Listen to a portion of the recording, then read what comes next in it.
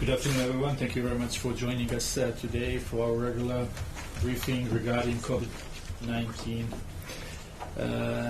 We have Dr. Tedros, WHO Director General, Dr. Mike Ryan, Executive Director of WHO Health and Mercy Program, and our technical lead, Dr. Mariava Kerkov. For journalists dialing in by phone, it's *9 to get in line for questions. Those who are joining us via Zoom, it's clicking on raise hand. We also sent you today with our media advisory few links to documents issued by our regional offices regarding COVID-19, so we invite you to read that. Following this press briefing, we will have an audio file and the transcript the next day. I give the floor immediately to Dr. Tedros. Thank you, Tariq. And good afternoon to everyone online and in the room, and hope you had a good weekend. The number of cases in China continues to decline, and yesterday China reported 206 cases of COVID-19 to WHO, the low since 22nd January. Only 8 cases were reported outside Hubei province yesterday.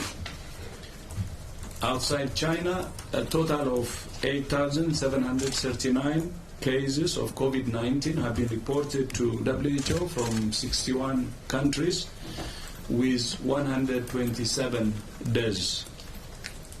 In the last 24 hours, there were almost 9 times more cases reported outside China than inside China. The epidemics in the Republic of Korea, Italy, Iran, and Japan are our greatest concern. I would also like to inform you that a WHO team have arrived in Iran this afternoon to deliver supplies and support the government in the response. I would like to use this opportunity to thank Crown Prince Sheikh Mohammed bin Zayed Al Nahyan of the United Arab Emirates for his support in making this mission possible. Shukran jazilan, Crown Prince. A WHO staff member in our Iran country, of course, has now tested positive for COVID-19, and he has mild disease. The Republic of Korea has now reported more than 4,200 cases and 22 deaths, meaning it has more than half of all cases outside China. However, the cases in the Republic of Korea appear to be coming mostly from suspected cases from the 5 known clusters rather than the community. That's important because it indicates that surveillance measures are working and Korea's epidemic can still be contained. Knowing and understanding your epidemic is the first step to defeating it.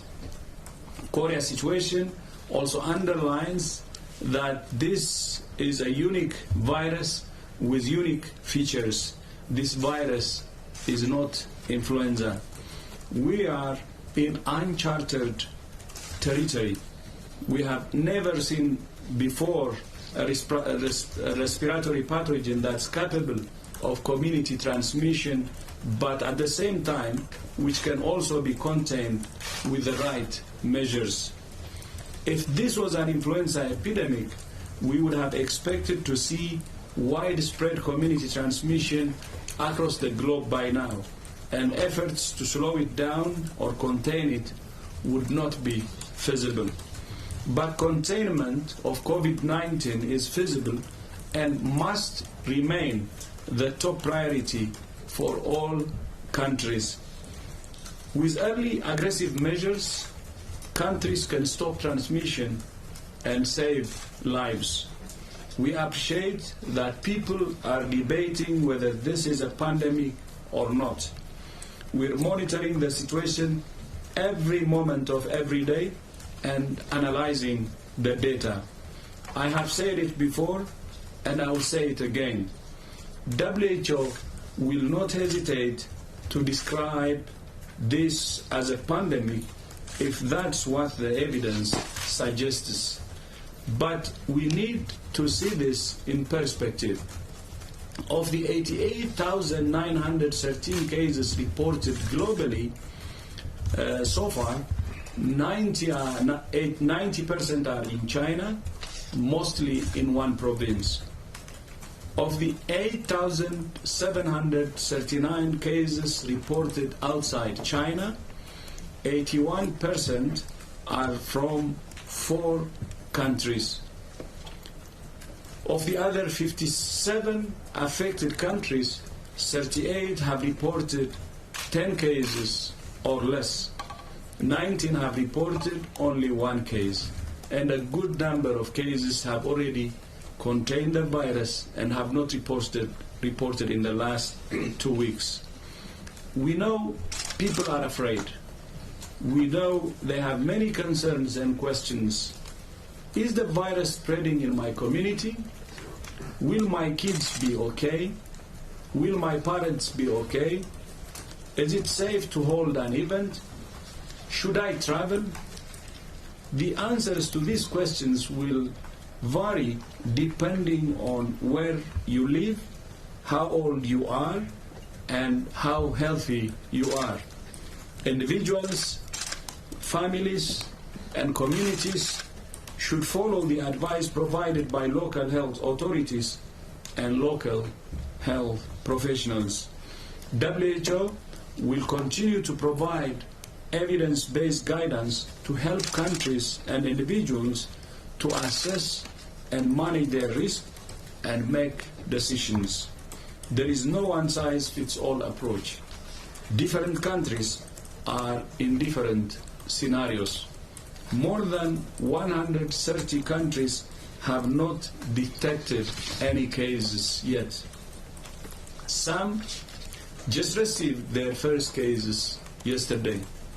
Some have clusters of cases with transmission between family members and other close contacts. Some have rapidly expanding epidemics with signs of community transmission. And some have declining epidemics and have not reported a case for more than 2 weeks. I'll repeat this, and some have declining epidemics and have not reported a case for more than 2 weeks. Some countries have more than one of these scenarios at the same time. For example, China had community transmission in Wuhan, but relatively small numbers of cases in other provinces. Other countries have a similar pattern. WHO is advising countries on actions they can take for each of the 3 CIS scenarios. First case, first cluster, first evidence of community transmission. The basic actions in each scenario are the same, but the emphasis changes depending on which scenario a country is in. Our message to all countries is, this is not one-way street. We can push this virus back. Your actions now will determine the course of the outbreak in your country. There is no choice but act now. I thank you. Thank you very much, Dr. Tedros. We will start first here in the room, and then we will go online. And I repeat again that we would like to have each journalist asking only one question. We will start with Shoko, please. Hello, my name is Kate, account to Fund Broadcasting Corporation. The number of confirmed death cases have reached 3,000.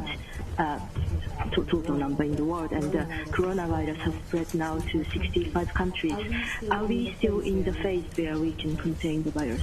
Thank you. Yeah, I think the question may have been formulated before the Director General spoke. I think he was very clear on where we are. the fact remains that for most countries, the vast majority of countries, we don't have community-level transmission, or at least demonstrated in those countries. There's a very small number of countries in which we have demonstrated and established community transmission. That's not a good situation for those countries, and it's certainly not a good situation in terms of the impact on the health systems, and we've seen that, and the very unfortunate, regrettable and tragic deaths. But when we look at this at a global level, and we look at the number of countries affected, and of them, the number of countries who have established community transmission, we are still hopeful that containment is the right first strategy. But clearly, containment with the purpose of slowing down the virus. And if we're lucky and if we do the job really well, we may get the opportunity. We just might get the opportunity to interrupt transmission. But at the very minimum, containment is allowing us to significantly slow down the spread of the virus, thereby giving an opportunity for health systems to prepare, for PPE to be made available, for training to take place, for laboratories to get reagents, for laboratory technicians to be trained.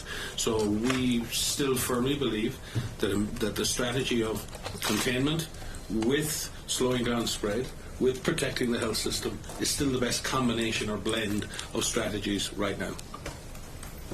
Yeah, I would like to add to that. In the statement I just made, I have tried to categorize the countries, and you can have a look for yourselves, by the way, why we say containment works. One, a good number of countries, around 8, have actually not reported cases in the past 2 weeks, more than 2 weeks, although they had cases before that they had reported, and then they were able to contain it. But in addition to that, if you see what's happening in China, it shows from the result so far that this outbreak can actually be contained even where there are many cases. So it would be safe to assume that, especially in countries where they have less number of cases, it's even more possible to contain it. And from the 62 countries who have reported cases, 38 of them have reported 10 or less cases. Actually, 34 countries have reported less than 10 cases, and 4 countries 10, so that makes it 38 less or equal to 10 countries. These countries should really invest in containment. And of course, we're also saying at the same time, even if you have more cases, it could be thousands, like, for instance, Korea, or China, or Italy, still containment is better. By the way, in Italy, we see that the Prime Minister is now coordinating the whole effort. The central government and also the local governments are aligned, and we can see a very clear political commitment, and surveillance is now boosted. Of course, they were surprised, but they have strong institutions. They're bringing it together, and we have confidence in Italy, and we believe that they can also contain it.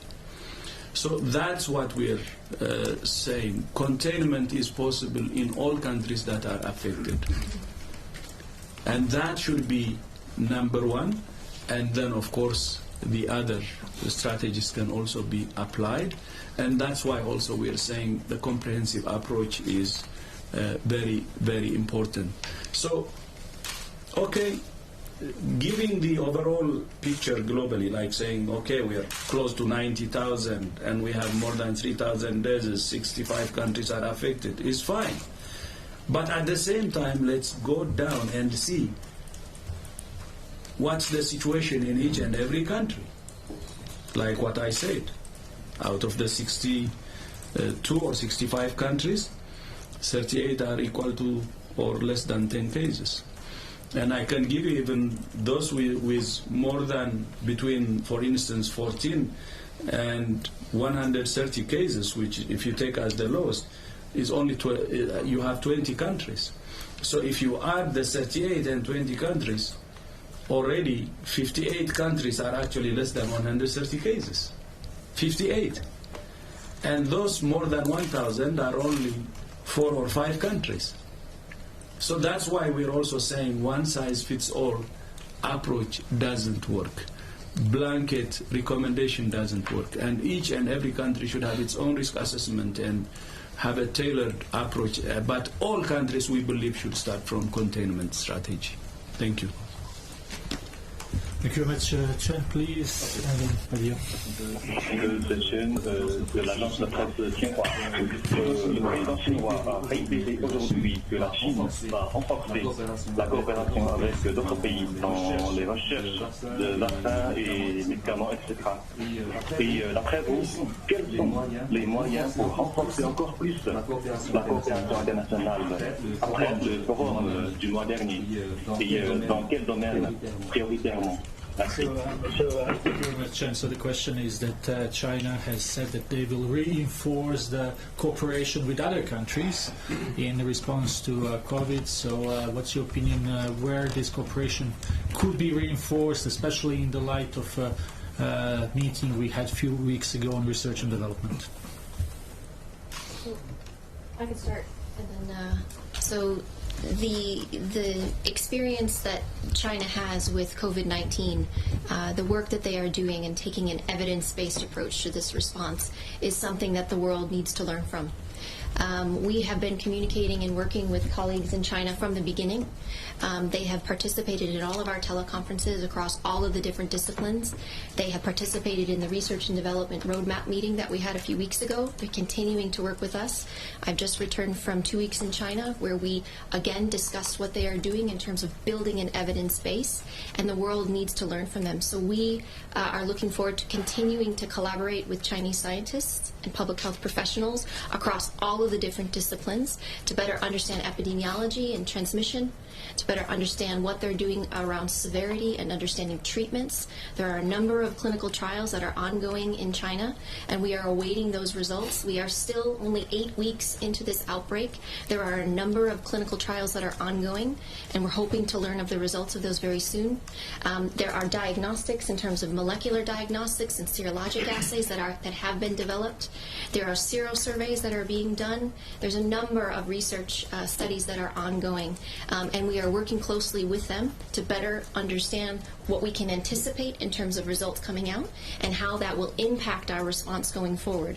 So this is a feedback loop. Every evidence, all the evidence that is being gathered as part of this response is fed back into the response so that we can always be better and take another approach. In addition, China has sent a technical team to support the response in Iran and has committed to supporting countries with weaker health systems with materials, supplies and with teams in collaboration with WHO, and that is very much in line with what many other countries are doing, so we very much appreciate that.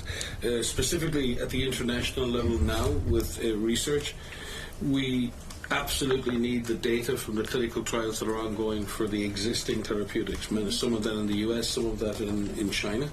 And we have strong commitments from our Chinese collaborators on sharing that information as soon as possible. We are establishing a global data safety monitoring board so we can create a centralized way of pooling data. We're working with the NIH in the US, with the European and other institutions in China on a master protocol for clinical trials and for serology studies that will allow us to create common endpoints, common data sets that will allow us to add value and power to the data we're collecting and get answers for the world. So the outcome of the meeting a month ago, I think, is now accelerating this collective approach, a standardized approach. But we really do need and I believe they're coming on stream now, but standardized, reliable serology testing is something we absolutely need at this point. And we've just come out of a scientific advisory group meeting this morning with the group for the R&D blueprint. They're currently meeting as we speak, and they're discussing the super priorities and accelerating these specific aspects of the research in the coming days. Very much. Badia, please. Thank you very much. Apart from the professor, is regarding the mission that you sent to Iran. Apart from the flight restrictions to Iran, were there any other difficulties that the mission were facing? For instance, to help Iran to tackle the coronavirus, does the sanctions imposed against Iran affect the WHO mission? The DG may supplement, but certainly the team didn't just arrive today. The team arrived with capacity and reagents and supplies for over 100,000 diagnostic tests, and with PPE that will supply over 15,000 health workers. So the team hasn't arrived without supplies. Clearly, the recent announcements on the easing of sanctions regarding medical products and supplies is something that we're very happy and hopeful will continue. Certainly, the health system in Iran needs to be supported. It is a very strong health system, historically very strong, has a proud history of responding to disasters like earthquakes. But clearly all health systems come under pressure from this disease, and we've seen that at a global level. It doesn't matter what country you're in, this disease will stretch your health system, and therefore we fully support further support to Iran's medical system in order that Iran may contain this disease, because containing this disease in Iran not only helps Iran, it helps the world. Yeah, I think Mike had already said it. I would like to comment actually the statement from the United States in support of Iran. I think we have a common enemy now, and using health and especially fighting this virus as a bridge for peace is very, very important. And UAE support is also another example of solidarity, which we have been calling for some time now. And this is very encouraging, and we would like to actually thank the two countries, but at the same time call on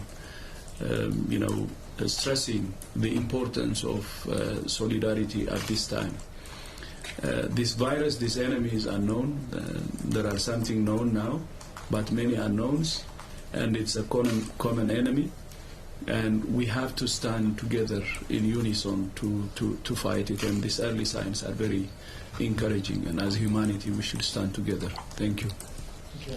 Thank you very much. We will go online for a couple of questions from journalists watching us. We will start with National Geographic, and sorry if I mispronounced the name, Sika Akpan. Can you hear us? Yeah, that was actually right on the mark in terms of my name, so thank you. I appreciate that. Please go ahead. My question is about the clinical attack rate. I was wondering if you have an estimate for the clinical attack rate for Wuhan, for Hubei province, or for China as a whole. Looking at my cheat sheet. So, yeah. So as you know, we've just come back from 2 weeks in China, and the internet. I was there 2 weeks, but the international mission was there for 9 days, and we've just published a very detailed report on the WHO website, and it's in English, and in Chinese it will be in the National Health Commission's website in China. So I do encourage you to read that in full. There's a lot of detail in there around what we've learned about transmission. What we've seen in terms of attack rates. Much has been published by the China CDC. There was a paper that came out in the China CDC Weekly looking at attack rates by age, and we do see varying levels of attack rates by age. I'm not going to quote what the percentage is from that paper, but we did see some variation in terms of attack rates. For example, we saw low attack rates in children. And that was something that is something that is important and warrants some further study. We do see higher attack rates in adults, and what we've seen there is that transmission is occurring amongst close contacts, and that is something that has been confirmed through the data that we've seen in China, and that transmission is being driven by close contacts between families, and so what we've seen is higher attack rates in adults than we've seen in children. In terms of quantifying that specifically, it's still quite early days in terms of what we know. What we're finding are symptomatic contacts, because this is what surveillance is focused on. What we need now are population-based serologic surveys, and so these are looking at an age stratified, looking at all different ages across in the general community to really better understand what infection looks like at different age groups. This is being conducted now. These sero surveys are starting to be conducted now, and we hope to have results. We hope to see some preliminary results of these in the coming weeks, and maybe a few weeks before we actually get those, and then we will be able to determine what kind of attack rates we're seeing by age. But right now we can say higher attack rates in adults, clinical attack rates in adults versus children. So, and just to add, the operative word here has been a clinical attack rate, because obviously without a serology test you can't tell how many people have actually overall being infected. But colleagues in Korea and other places, as well as in China, certainly in family situations, the secondary attack rate within a family is lower than we would have expected in a respiratory, with a respiratory pathogen, and the same amongst contacts. The number of contacts followed up now in China is in the hundreds and hundreds and hundreds of thousands, and again the attack rate in that group is 1 to 5% and 5 to 10%, I think, in family contacts. And they are relatively low in that sense, and similar observations are now emerging in Korea and South Korea and Republic of Korea. So again, all of this is easy to say, but as Maria said, without a validated serology test, there will always be the doubt that there is a larger proportion of subclinical or non-detected infection going on at community level. Thank you very much. Next question from Kai Kupferschmidt from Science. Kai, can you hear us? Yes, thanks a lot. So, yeah, I did actually read the report, and I'm curious because the report basically makes the point that China managed with its very extreme measures to beat back, this quite sizable epidemic in Wuhan. So the question for me is, what does it mean for the other countries that find themselves at the start of this? Because, not every country will be able to implement these extreme measures, and the question to me is, at what point do you recommend some of these measures being implemented? When you have a place where you have a few dozen cases, we know that that's, a picture of what it was like a week ago maybe. So I'm curious what your recommendations are. Thanks, Gary. I think you need to look at the experience inside Hubei and the experience in the other 31 provincial municipality city regions and administrative regions. The measures certainly that were taken in Hubei were extremely aggressive, very, very strong, in the face of a massive thousands of cases per day. If you cast your mind back, thousands of cases per day. If you look at the experience in the other provinces, the experience in the other provinces is probably more akin to what some countries are experiencing now outside. And the measures that were put in place in those other provinces in China are nowhere close to as stringent as what was put in place in Hubei. So I think we need to, again, when we look at China, not look at a country that's implemented the same measures everywhere. The measures have been very graduated against what was perceived as the transmission dynamics at any given time. And those measures have changed over time and have been adapted to each provincial need. So I think matching those measures, but certainly it is clear in the likes of Singapore, for example, if you take another example outside, in Hong Kong, that measures that have not involved walling off cities or completely banning travel have been very effective in both suppressing and driving transmission down over the last 6 weeks. So I don't think we're talking necessarily about measures at the Hubei level, because, quite frankly, other countries may not be capable in terms of their levels of social acceptance or resources to be able to sustain that type of effort for so long. That's a real question mark in our minds. But those measures don't necessarily have to be as aggressive or as robust. And Maria may wish to comment on your observations in Guangdong and in Sichuan and other places. Yeah, the point Mike is making about this approach that has been different based on the intensity of transmission is true. And what we've seen in China and what we're seeing in other countries, it's not just China, it's all countries that have been able to slow down this virus. And there are examples of countries outside of China that have been able to slow this virus. They're really applying these fundamental principles of public health. These are public health measures at the core, and this involves identifying cases, aggressively. The earlier and the more action that takes place early on as cases are identified in countries, the better outcome you're going to have in your country. Finding those cases, finding those contacts, following and managing them over the incubation period, making sure that you provide the right provisions to those individuals who are in hospital, providing adequate care, having social distancing, practicing hand hygiene and respiratory etiquette. These things work. There have been some movement restrictions, but as Mike has said, and as we have seen in Wuhan, there's been some very extreme use of these for temporary periods of time. But we are seeing that these have been successful, and other countries can do this. All countries are able right now to talk to their communities. All of them are able to tell the population what they can do and what they should avoid. All hospitals can get ready. That is something that can be applied across the globe. All countries can be looking for cases right now. All countries can be aggressively finding those first cases and following those contacts over time.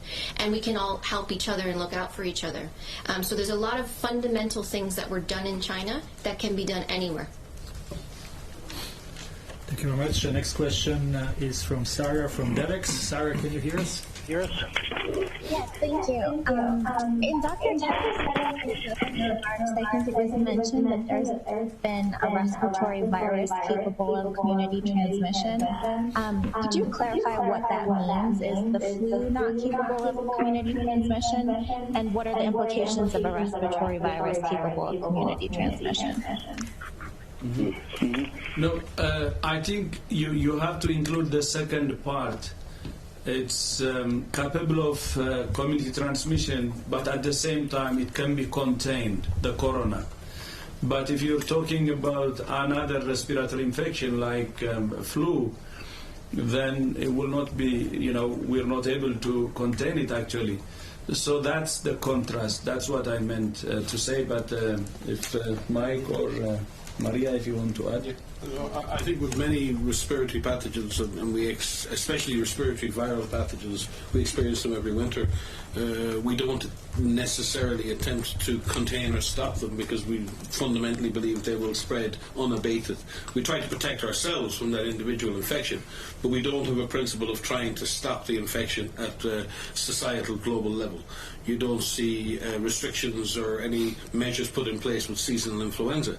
Yes, we want to protect individuals from seasonal influenza by vaccination or avoiding infection, but we don't implement specific measures at airports, or we don't have thermal screening or any of those things, because we have a disease for which we have a vaccine, we have treatments, we understand its transmission dynamics, we understand its patterns. Here we have a disease for which we have no vaccine, no treatment, we don't fully understand transmission, we don't fully understand case fatality.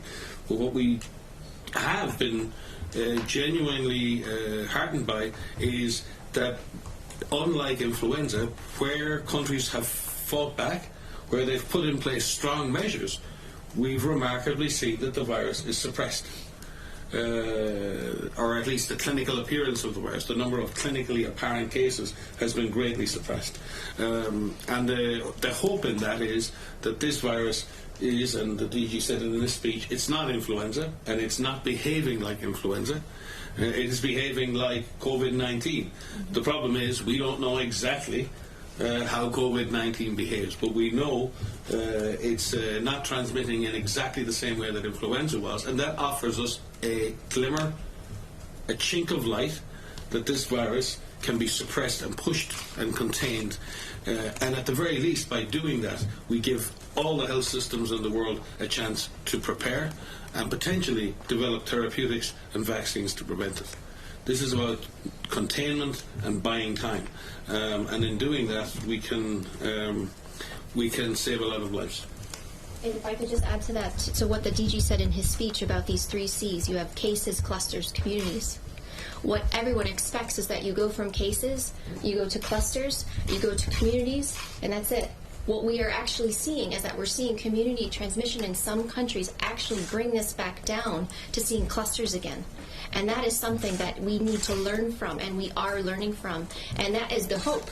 That is where we can see that you can drive this down. You can bring it back. There is no eventuality here. We're planning for every type of scenario in every type of country. But just because you have clusters of cases doesn't mean you can bring that down to individual cases.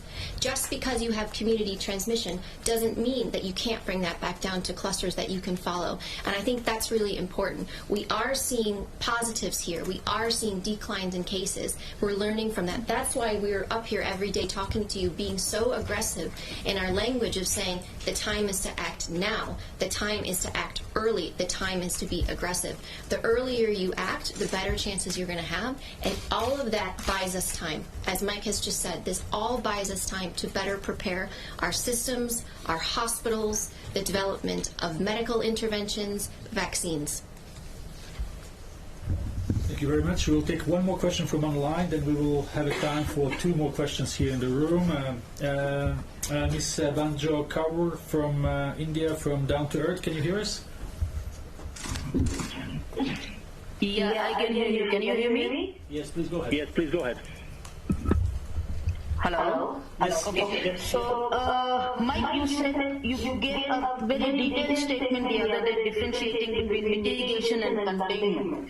Dr. Tedros, you also said today that all countries are capable of containing the virus. The European CDC, in a statement issued today, has said that in the event of established and widespread community transmission, current containment measures may no longer be effective. And to have efficient use of resources, we have to move into the mitigation phase. So they are saying that containment is not possible in their jurisdiction. I would request you to comment on that. My second question is, Dr. Tedros, you were saying that the countries should ask themselves. Joe, we said one question, please. Just quick question. That we should have enough ventilators and enough oxygen, etc., vital equipment to ensure that we are able to provide good care.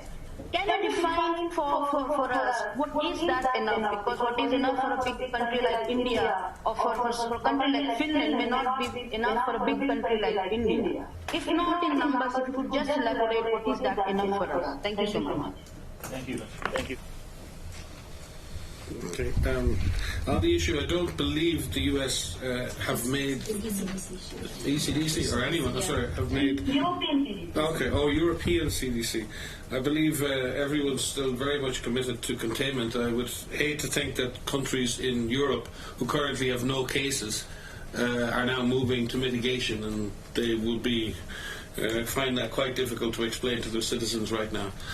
So I do believe that when we speak at a regional level, it's very important that we're not saying that containment has no place in this. And I would like, we can see the statement and see what it says. There is a point in any epidemic where you believe you can no longer contain the virus, or like if it was influenza, and you have to shift your resources to saving lives. But in doing that, you're accepting that you can no longer affect the course of the disease. You can no longer change the shape of the epidemic. And you're purely moving in that sense to save as many lives as you can. Now, WHO does not believe that we're there yet, based on what the Director General has presented to you today. We can have that argument. We can sit around the coffee tables all week long and for the next month, and we can talk about who's right and we can talk about who's wrong. Or we can get on with it. That's the question. History will tell who was right or who was wrong. The real question is we can't miss this opportunity to save lives, and we can't miss this opportunity to protect our health systems. So let's just get on with it. Yeah, and earlier I have been saying 38 countries, 10 or less cases. And if you take 11 to 100 cases, you have additional 17 countries. So 17 plus 38, 55 out of 62, with less than 100 cases.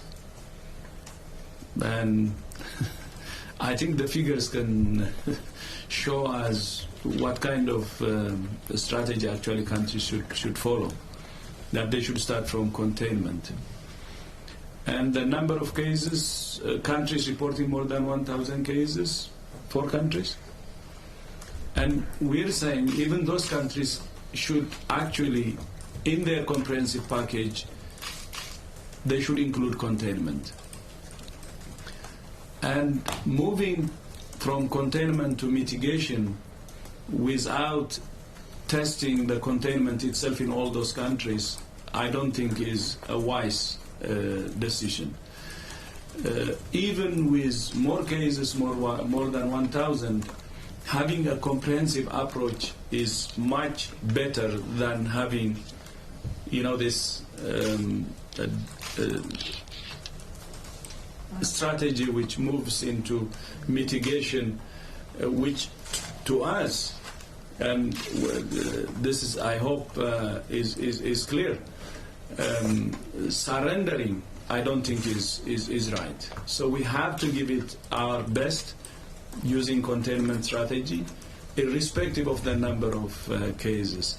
But this doesn't mean that we will not monitor the situation on a regular basis. We will, and we will adjust our strategies based on that. But in terms of strategy, still, whatever the announcement would be, whether it's pandemic or not, we will still go for a comprehensive approach. But in the strategy, the combination of strategies could vary based on the situation. So that's what we're saying. And this is coming from a proper analysis of what has happened in the last 2 to 3 months after the announcement or the declaration of this outbreak, where we have seen success with containment strategy, and which we believe that it's worthwhile to continue with that kind of strategy. There was a question on ventilators. Yeah, Maria. Yeah, so the question about preparing hospitals for respiratory support and ventilators and oxygen is a good one. This is something that all countries need to be doing some assessments of in terms of what would be needed should they start to see cases. We do know in terms of the severity spectrum, we do know that 80% of those that are infected will have mild disease and recover. We do know that there's approximately 15% that will have severe, and another 4 or 5% that will be critical, which will require oxygen support. So there are some estimates that are coming from the clinical teleconferences, which would give some indication of 30-40% of people who are hospitalized that would need oxygen support. And those types of percentages are preliminary. Those types of percentages need to be more refined so that people can prepare for that. And then you need to take that into an assessment of what would be required within your country based on your population, based on the demographics and the underlying conditions in your countries. You just remember, most countries, even sophisticated health systems, have very limited intensive care capacity as an overall proportion of the number of clinical beds that they have. So this is not just an issue for the South or for weaker health systems. The careful planning and use of intensive care beds is not a straightforward process. And the idea of just having ventilators, for example, needs trained technicians. ECMO and extracorporeal oxygenation is a process that requires very high levels of skill. It's not just the equipment. So I do think that countries need to focus on basic levels of care, basic support to patients early in the course of the disease so that they don't develop the more severe forms of the disease, early use of oxygen to support people, because most countries will struggle if they start to see large numbers of patients requiring intensive care.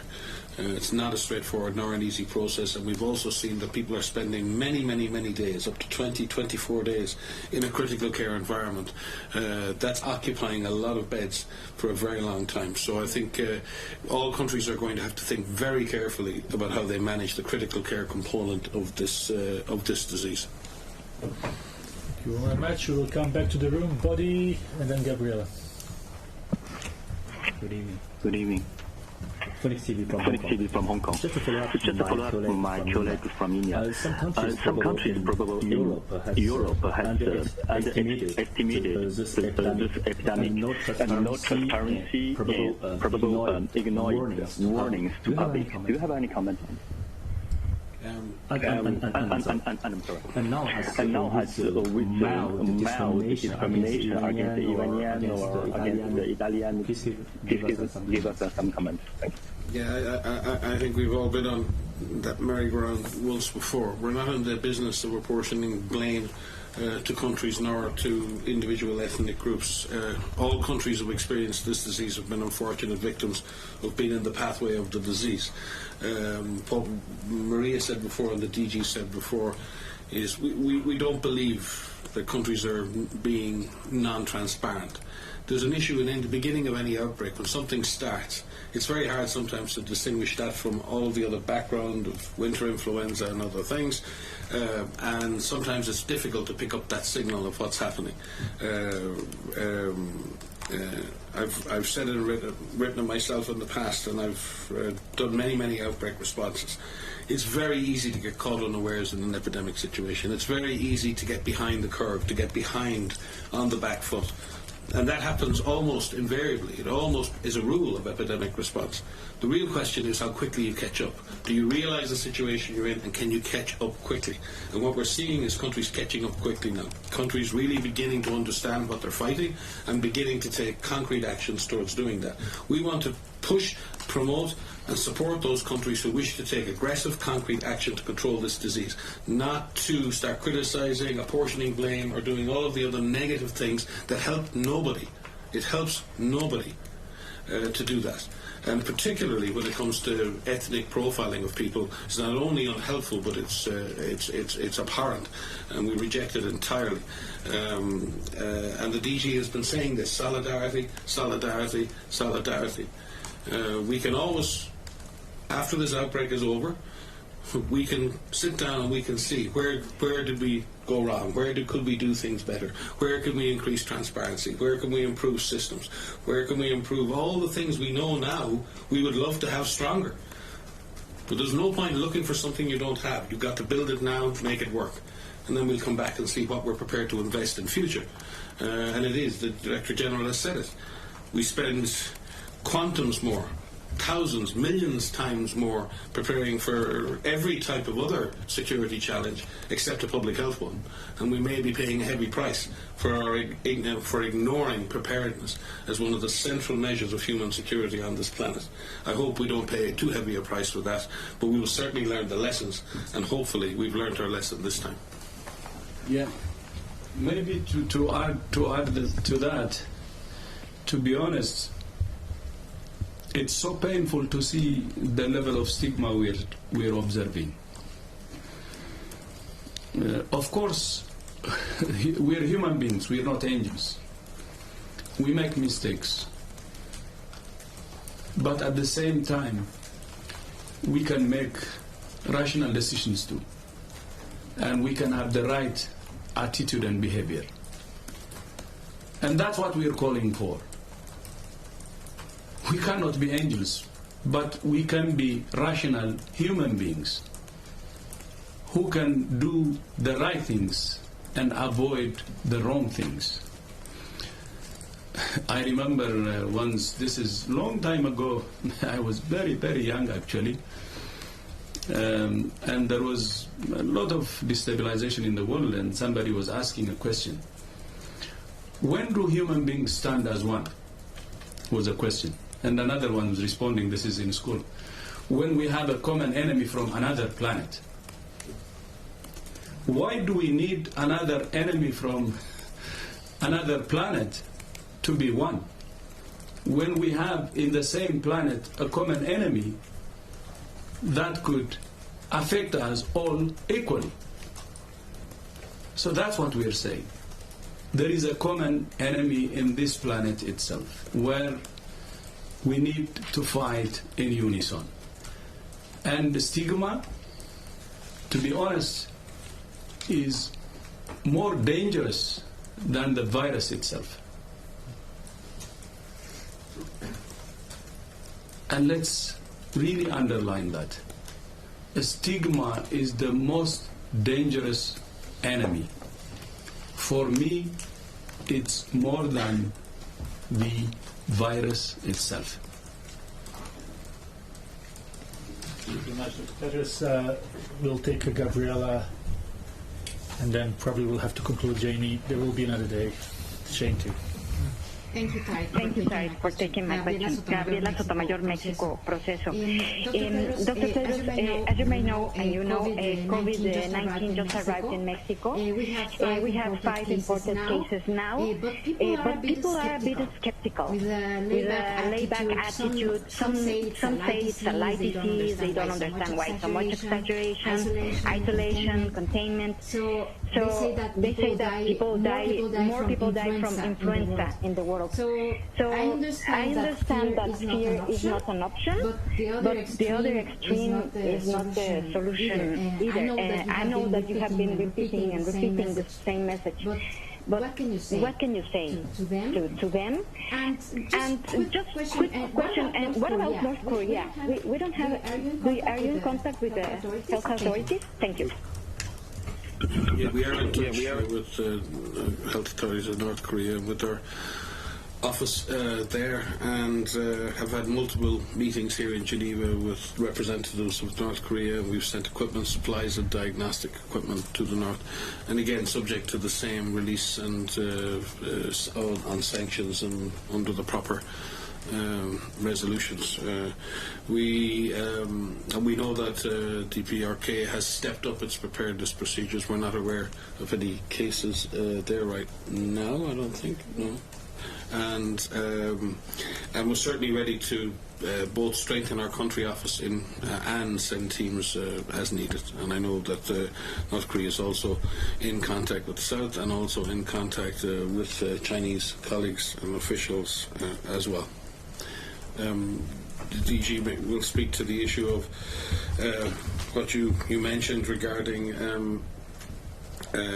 this outbreak or this epidemic being like flu or not like flu or whatever. It's a difficult position for any individual or organization or anyone to be in, because if you say we have a disease for which we don't know the full transmission dynamics, for which on the face of it has a case fatality of 2% or possibly more in certain circumstances, we're up to, in some cases, 10% of people with underlying conditions can die who are present clinically, then if someone is trying to tell me we shouldn't be trying to stop that, we should just accept that as normal business, then I don't know why I'm doing this job, frankly. Having said that, we have to be very careful, and Dr. Tedros has been very careful since the beginning of this event. We have tried at every possible opportunity to say to people, we don't know, we're hoping, we've said it today, only 80,000 cases, only so many thousand deaths around the world. We're not the ones trying to scaremonger here. We're trying to be realistic, we're trying to be balanced, we're trying to get across the right message, we're trying to tell people what they can do. I'll ask you and others, what are you doing to balance that message on the international front? What's your responsibility in this, in doing that? And if we can all answer that question and go to sleep at night, then we will be better. But I do think that we have been trying to be balanced, as many of you have been balanced in this. China's gone through a huge punch to its system. This isn't just a small little thing that passed over China. This has been a massive punch to the economy, to the social system and to the health system in China. We don't want the rest of the world to have to absorb that punch, and we're trying to do our best to avoid that. And as Dr. Tedros said, we may not be able to, but we at the same time can prepare, can get ready. We can spread this disease out over a longer period. We can reduce the impact on the health system and the capacity of the health system to absorb that and make this less impactful on society and on communities. And we hope we can communicate the right level of risk. We've said it again and again. Society should go on. Communities should continue to work and thrive. We don't necessarily need the kinds of measures that have been put in place in Hubei, because we're not there yet in most countries. The simplest and most straightforward of public health measures in countries, if applied aggressively and persistently over time, have shown in many countries that the disease can be brought under control. and if we can apply those minimum measures for the maximum time, I think we'll make progress.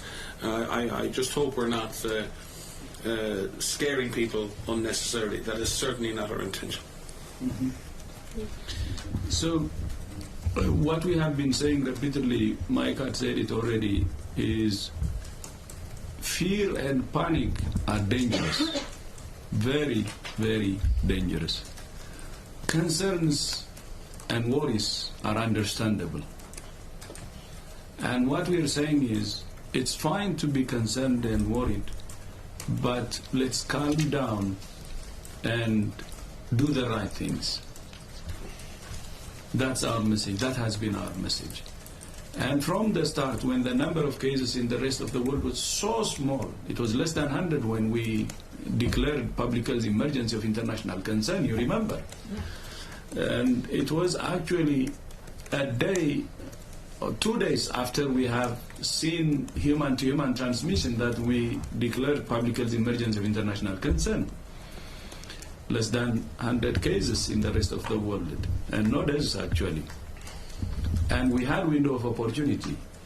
And what we said then was, of course we can have concerns and worries, it's understandable, but let's really calm down and do the right things and use the window of opportunity to contain this outbreak. So still the same message, but in some places we're not seeing the level of response that we expected, and that's why we have been again saying to the world, or reminding to the world, that the window of opportunity is narrowing, and that we have to still do our best to catch up. So still the same message, comprehensive approach. Of course we can have concerns and worries, but calm down and do the right things. And there are positive signals. We're not saying this without any reason or facts. I cannot say calm down without seeing any good reason. The good reason is there are successes already in some countries where they have already contained the virus. And I say 55 countries, less than 100 cases. I leave the question to you. Can't that be contained? But we're saying not even less than 100 cases, even if it's more, it can be contained. And we have seen already examples starting from China. So the question now is, how hard can we continue to hit it? How committed are we to really hit hard? That's the question. Thank you very much, Tedros. Thanks to everyone here in the room and everyone watching us. I'm sorry for all those in the room, but also online, who have not been able to ask their question, but we will see each other again. An audio file will be available immediately, and transcript hopefully tomorrow. Have a nice evening. Okay, see you tomorrow. Thank you again. When you call me, you call me yourself. You are